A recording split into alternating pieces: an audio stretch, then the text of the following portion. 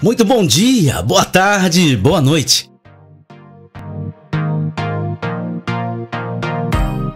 Este é o canal do grupo de WhatsApp Gênesis. Sejam todos bem-vindos ao nosso canal. A partir de agora, você vai acompanhar o Devocional Diário. Com o pastor Mário. Graça e paz, meus queridos irmãos, amigos do Conjunto Gênesis, amigos para sempre. Mais uma vez estamos nós aqui para vos falar nesta manhã, nesta tarde ou noite, mais uma porção de homeopatia espiritual. Quero tratar convosco hoje sobre um assunto interessante: vencendo as batalhas da nossa mente. Quando eu vou para Filipenses 4:8, eu tenho esse texto: finalmente, irmãos, tudo que for verdadeiro, tudo que for nobre, tudo que for correto, tudo que for puro, tudo que for amável, tudo o que for de boa fama, se houver algo de excelente ou digno de louvor, pensem nestas coisas. Querido, a Bíblia nos dá uma orientação de como mantermos limpo ou limpa a nossa mente. E nós sabemos que quando se trata de mente, obviamente temos uma batalha espiritual. Então, antes que nós tenhamos que entrar numa batalha com armas ou com a nossa própria força, nós temos que primeiramente pensarmos numa batalha de mente. Ninguém vai a uma guerra sem um motivo, e se não há motivo, criam os motivos. Ninguém entra numa briga sem que haja uma motivação para tal. E essa motivação, obviamente, é a questão mental. A briga primeiro acontece na mente, para depois acontecer na realidade dos fatos. Na nossa vida espiritual não é diferente. A batalha espiritual em que estamos, ela começa na nossa mente. É o centro de comando. Nós somos controladores do tráfego que vem na nossa mente. Assim como um controlador de tráfego aéreo, por exemplo, ou um condutor de um navio, ele tem que saber de onde ele parte e até onde ele quer chegar. E a atitude a ser tomada é uma decisão que vai vir dentro da nossa mente, onde nós vamos visualizar a saída, pensando na chegada e tracejando tudo o que tem pelo meio do caminho. A nossa mente trabalha neste particular. A maneira como nós estamos pensando determinará a maneira como nós vamos viver. Então a nossa mente tem intrinsecamente uma como vamos assim dizer, uma bússola, certo? Que vai nos nortear em relação àquilo que nós temos que fazer. Então, a palavra de Deus ela é muito clara. Nós temos que pensar nas coisas boas, tracejarmos caminhos bons, caminhos retos, caminhos verdadeiros. Nós temos que estar sempre prontos a observar isto. E para que nós possamos ter um futuro garantido e uma vida segura, uma vida de paz, uma vida de felicidade, nós temos que nos livrar de pensamentos negativos. Eu tenho estado assustado ultimamente, irmãos, com o que tenho visto no meio das igrejas por onde tenho passado, por onde tenho pregado.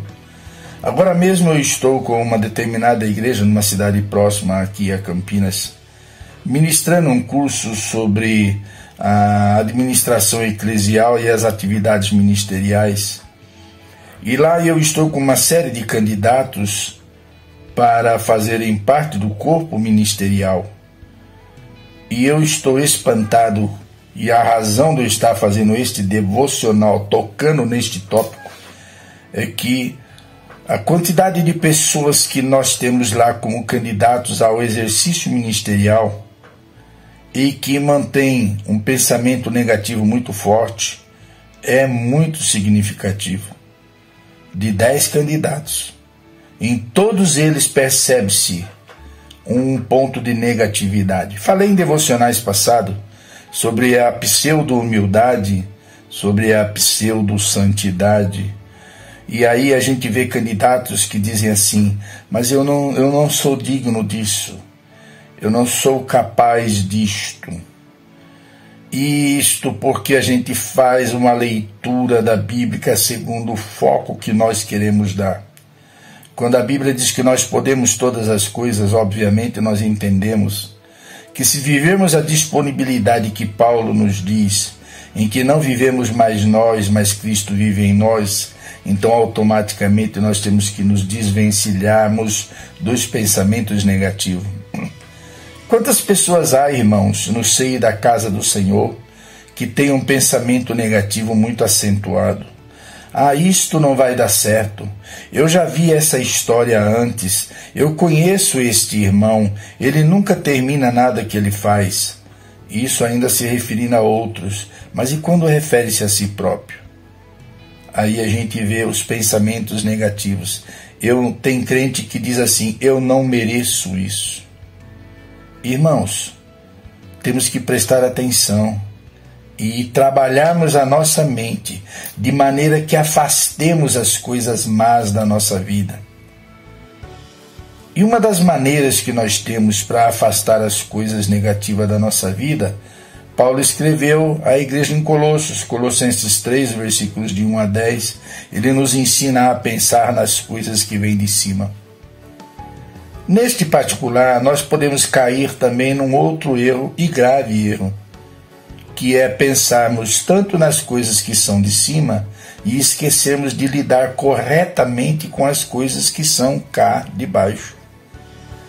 Há crentes que são tão negativos e que na sua conversa, no seu diálogo, eles costumam espiritualizar todas as coisas, tudo para ele é espiritualizado.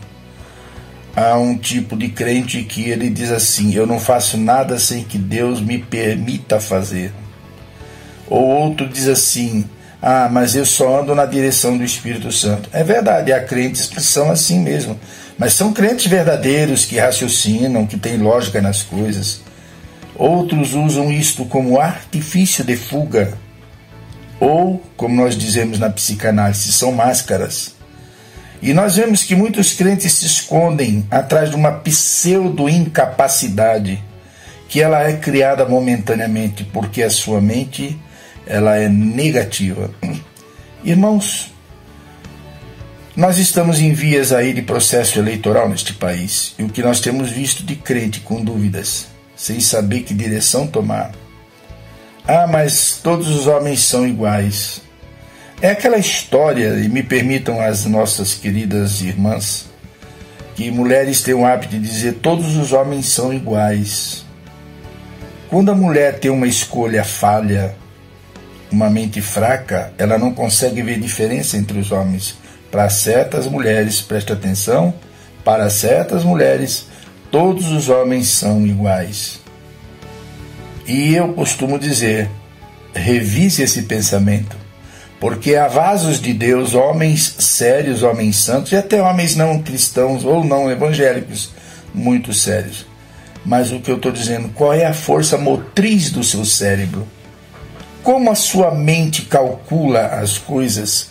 Como a sua mente calcula os riscos? Como isso acontece na sua vida?